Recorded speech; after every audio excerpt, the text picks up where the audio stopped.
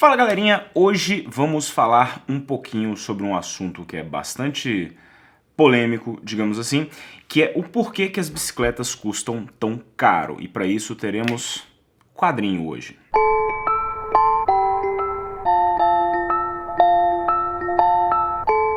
Bom, eu já falei uma vez sobre esse assunto no site, quando eu escrevia mais matérias, mas essa discussão acaba voltando sempre e como agora eu estou fazendo vídeos com mais frequência, eu achei interessante a gente trazer novamente este assunto para cá e até venho pensando sobre isso há alguns dias. Eu acho interessante, assim, aproveitando que eu me formei em administração e lá em 2005, 2006 tínhamos aulas de microeconomia e formação de preço e custos e etc. Então, acho que eu tenho algum tipo de conhecimento que às vezes muitas pessoas que não são dessa área não têm, mas que é interessante para que vocês entendam algumas coisas sobre formação de preço e custos e etc. e tal. A principal reclamação que eu vejo com relação a preços de bicicletas e tal, não sei o que, é muitas vezes a pessoa vir e fala assim: poxa, mas uma bicicleta top de linha custa 50 mil reais. Esse é o preço de um carro. Um carro, se você for pegar, sei lá, um HB20, um carro desses assim, que não é um carro de entrada, mas um carro... Hoje em dia você tem carro 1.0 completo que custa 50 mil reais, né? Mas custa o preço de um carro, de uma moto top. Como que uma bicicleta que é só um quadro, um pouquinho de carbono, uma suspensão e tal, consegue custar o preço de um carro? Não faz o menor sentido. Se você pegar só um pouquinho de peças, não tem muitos componentes, etc. Para explicar o porquê disso, eu preciso explicar um conceitinho antes para vocês, e pode ser que isso fique meio chato, mas acho que é interessante vocês assistirem, então aguenta aí. Existem vários conceitos e formas de se calcular o custo de um produto. Existe custo fixo, custo variável, custo etc. Um deles é a questão do custo direto e custo indireto. O custo total de um produto, ou seja, vamos supor, essa caneta aqui, para você fazer ela, o custo total dela é a soma dos custos diretos que você tem mais os custos indiretos. O que significa isso? Então vamos lá. Custo total, CT, é igual a custos indiretos mais custos diretos. Beleza?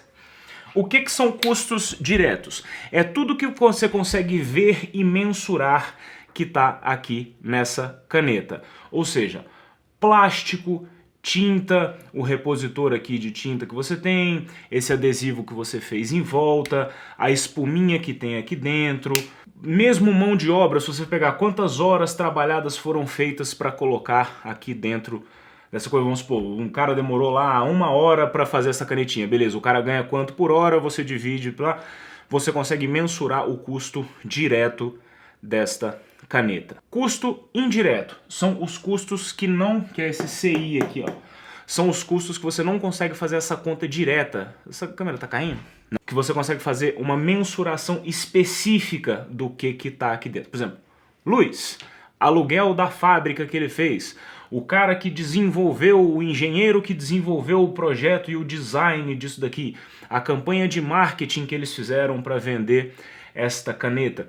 Tudo isso são custos indiretos, que são estes custos aqui.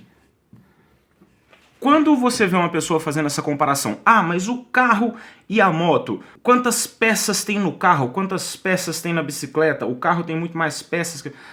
Neste ponto de vista, você só está avaliando o custo direto, o custo mensurável, ou seja, o carro tem muito mais peça que a bicicleta, então ele deveria custar mais do que a bicicleta, independente de ser um carro de entrada e a bicicleta mais top que existe. Ou seja, você está simplesmente analisando os custos diretos, os custos das coisas que você consegue pegar enquanto está na bicicleta. Mas na maioria das vezes, os custos diretos não compõem boa parte dos custos de um produto. Por exemplo, da última vez que eu tive numa dessas fábricas aí para ver uma bicicleta que estava sendo lançada, lá quando eu fui lá na Trek ver o lançamento da Emonda, conheci a equipe de desenvolvedores da bicicleta. Eram tinha lá uns 3, 4 engenheiros, devia ter, sei lá, umas 20 pessoas trabalhando no projeto dessa bicicleta. Então você pega estas 20 pessoas trabalhando durante 4 anos, que foi o tempo de desenvolvimento da bicicleta. Então se você pegar salário de 20 pessoas durante 4 anos, lógico que essas pessoas também estão dedicadas a outros projetos, mas você tem que pegar um percentual bom deste pessoal, e uma parte disso vai para o custo de produção dessa bicicleta. 4 anos de testes de túnel de vento, 4 anos de teste de quadro, laboratório de pesquisa que os caras tiveram que desenvolver para testar a resistência do quadro. Quantos anos e horas de testes e quadros quebrados e quadros que eles tiveram que jogar fora. Chamar a gente para ir lá para ver essa porcaria desses quadros.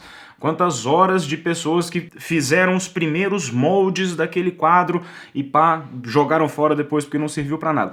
4 anos de custos de todas as áreas da fábrica sendo totalizados e depois um percentual disso dedicado para a bicicleta. Ou seja, isso é muito mais do que simplesmente o custo do carbono, o custo da quantidade de alumínio que o cara usou ali para fazer a canela da suspensão, a quantidade disso, daquilo.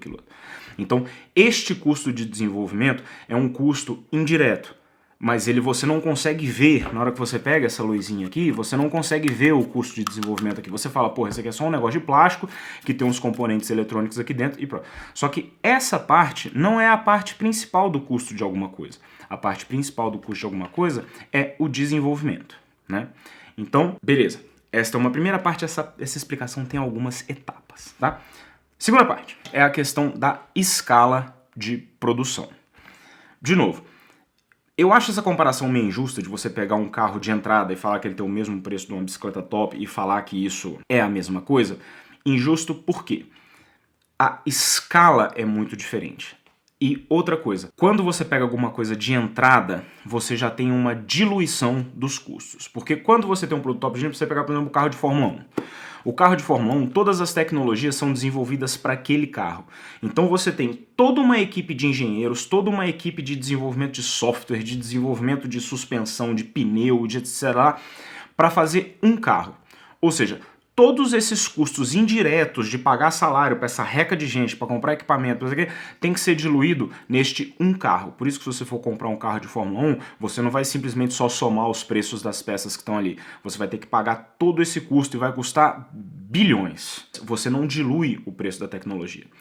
O sistema de ABS foi desenvolvido na Fórmula 1. Por que hoje em dia você compra um carro ABS que não é relativamente tão caro assim, não quanto custava na época da Fórmula 1. Porque essa tecnologia foi desenvolvida aqui, ou seja, todo o risco e o custo e o principal desenvolvimento foi feito para este primeiro carro. Depois que a tecnologia já está desenvolvida, ela simplesmente vai ser replicada, feita com materiais mais baratos e passadas para carros inferiores. Aí depois, sei lá, vieram os carros esportivos com essa tecnologia.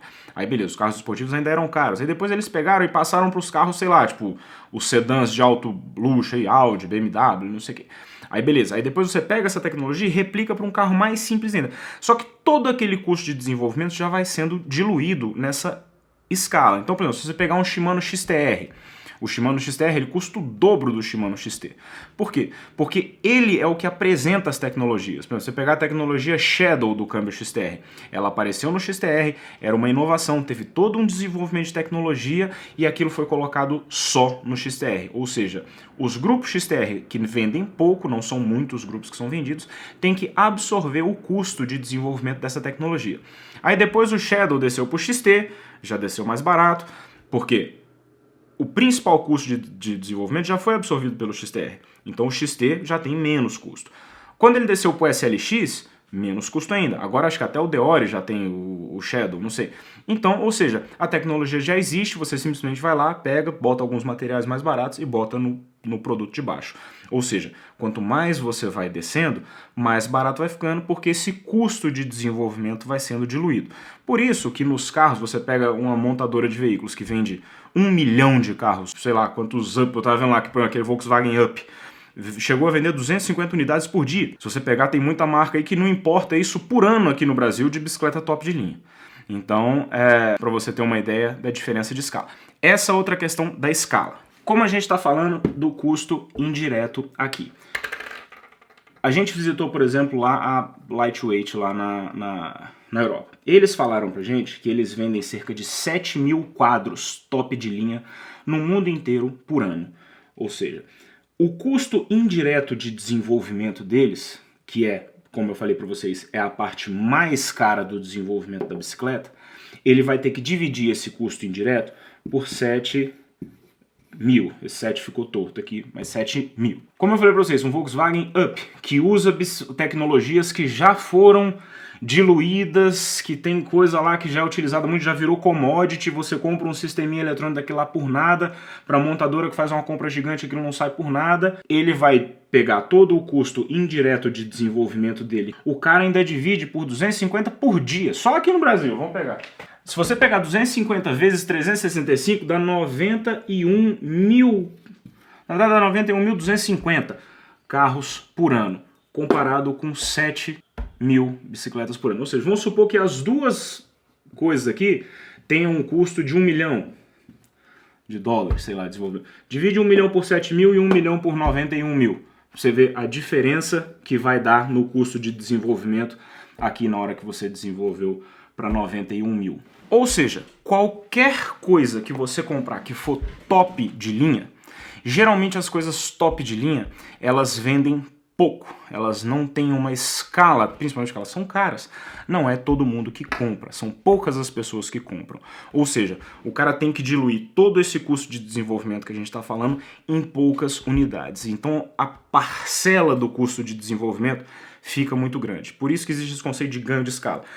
Quanto mais você produzir, mais você dilui o custo indireto, que é o custo de desenvolvimento. O custo direto não tem como você diluir muito, porque você vai precisar de uma tampinha de plástico dessa para fazer cada caneta dessa. Então, quanto mais canetas dessa você fizer, toda caneta vai precisar de uma tampa, então você precisa ter este custo. Não adianta, vai ter o custo.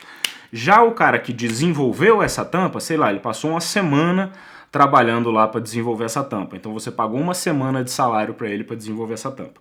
Se você fizer uma caneta, essa uma semana de salário do cara vai ter que estar embutido no custo dessa caneta.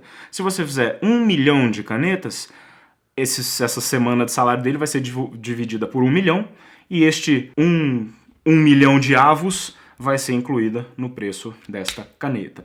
Ou seja, sempre que você comprar alguma coisa top de linha, que foi lançada com uma nova tecnologia, que não tem muitas unidades sendo vendidas, você vai pagar mais caro, porque todo este custo de desenvolvimento vai ser dividido e colocado nas unidades que foram vendidas. Beleza? Bom, essa parte do custo. Outra questão é a questão do preço.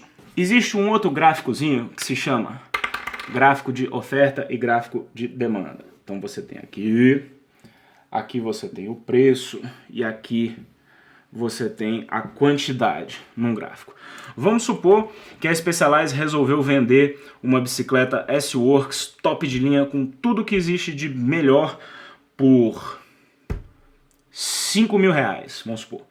Quantas dessas você ia querer comprar? Quantas você acha que o mercado ia querer comprar? Um monte, né? Então a quantidade de venda seria enorme aqui e o preço seria baixo. Ou seja, o cara ia vender aqui por 5 mil e todo mundo ia querer comprar um monte. Ou seja, isso aqui ia fazer uma linha aqui. O ponto de encontro desse gráfico ia ser lá no final. Muita quantidade com preço baixo, né? Só que, como no mundo real, o que acontece? O preço é aqui muito alto, vamos supor lá 50 mil reais, só que nesses 50 mil reais as pessoas não conseguem comprar muito, então a quantidade vendida fica aqui embaixo. Então o ponto de encontro disso daqui é aqui, né? O que significa? Se você ligar esses dois pontos aqui, ficou torto, essa aqui é a linha de demanda da S-Works, ou seja, se ela custasse barato, muita gente ia querer comprar, mas ela custando muito, pouca gente vai querer comprar, ou seja, essa aqui é a curva de demanda, e aí você vai vendo aqui, se você for diminuindo o preço, a quantidade vai aumentando e esses pontos vão se ligando aqui, beleza. Curva de demanda. Só que A Specialized está a fim de vender essa bicicleta por R$5.000? Esses R$5.000 cobrem o custo de produção dela? Não sei. Ou seja, por esses mesmos R$5.000, a Specialized está a fim de vender só um tiquinho de unidades. Ela não está a fim de vender essa bicicleta. Ou seja, a vontade dela de vender, a vontade dela de ofertar produtos nesse preço é muito baixa. Ou seja, é uma quantidade pequena. Mas por R$50.000, isso cobre os custos dela, dá uma margem de lucro legal, ou seja, ela tem vontade de vender um monte de bicicletas. Esse exemplo aqui ficou ruim porque eu botei 50 mil aqui, eu devia ter botado, sei lá, 100, vamos lá, vamos corrigir aqui, 100. Então por R$100.000, se o mercado aceitasse comprar um monte de bicicleta por R$100.000, a Specialized ia estar a fim de vender um monte de bicicleta por R$100.000. Ou seja, com preço alto, a Specialized está a fim de vender um monte de bicicletas. Ou seja, com R$5.000 ela está a fim de vender só um pouquinho, ou nem está a fim de vender, ou seja, você, sei lá, zero. E com R$100.000 ela está a fim de vender um monte. Ou seja, esta daqui é a curva de oferta da Specialized, ou seja, demanda e oferta. Aqui você tem os dois e aqui você tem o ponto de equilíbrio. O que é o ponto de equilíbrio?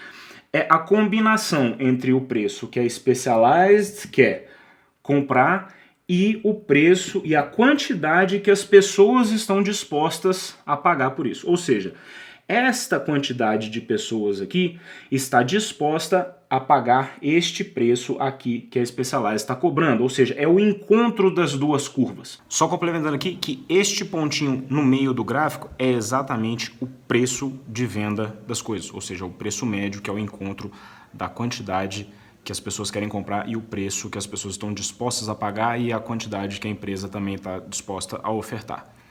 Isso aqui é uma coisa de mercado, é uma coisa inerente que acontece na economia. Se você não tiver nenhuma distorção, tipo assim, o governo impondo que a Specialized cobre isso, ou impondo que só pode ter a Specialized, se fosse um monopólio, não existe outra empresa. Se não existisse Scott, se não existisse Trek, se não existisse qualquer outra coisa, que você pudesse falar assim, não, isso aqui está muito alto, eu vou comprar outra.